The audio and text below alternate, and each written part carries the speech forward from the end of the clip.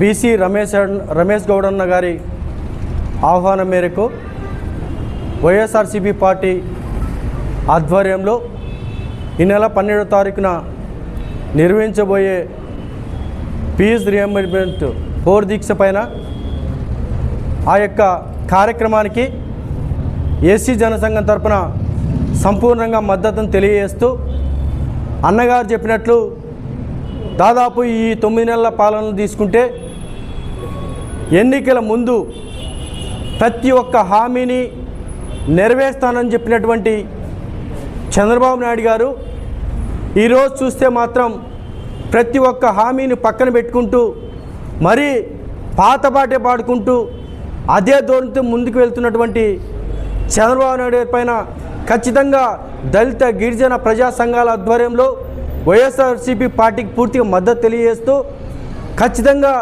ఎదిరించాల్సిన బాధ్యత ప్రతి ఒక్క కుల సంఘం పైన అదేవిధంగా ప్రతి పార్టీ పైన ఉందని చెప్పి తెలియజేస్తూ అదేవిధంగా ఈరోజు నిరుద్యోగ యువత గురించి మాట్లాడుకొస్తే డిఎస్సి గురించి మొట్టమొదటి మాట్లాడుకుందాం.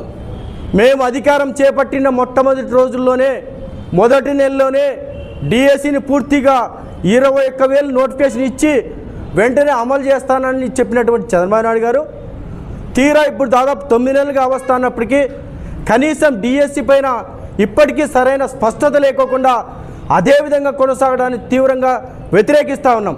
నేను అధికారం చేపట్టిన వెంటనే ఖచ్చితంగా యువతను ఆదుకుంటానని చెప్పారు. ఎక్కడ ఆదుకున్నారయ్యా చంద్రబాబు నాయుడు గారు? ఒక్కసారి ఏమైనా చెప్పగలరా?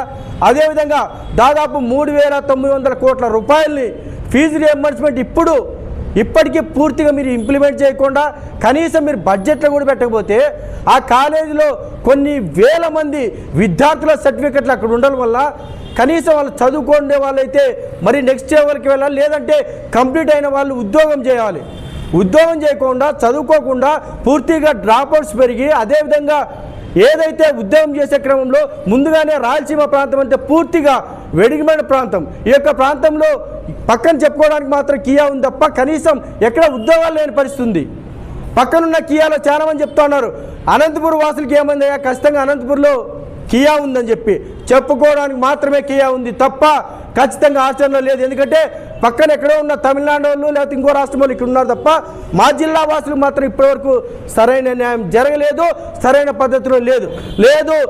ఈ డిమాండ్స్ మొత్తం నేను నెరవేర్చమని చెప్పేసి అలాగే ఉంటా అంటే మాకు లేపడము తెలుసు, తొక్కడము తెలుసు.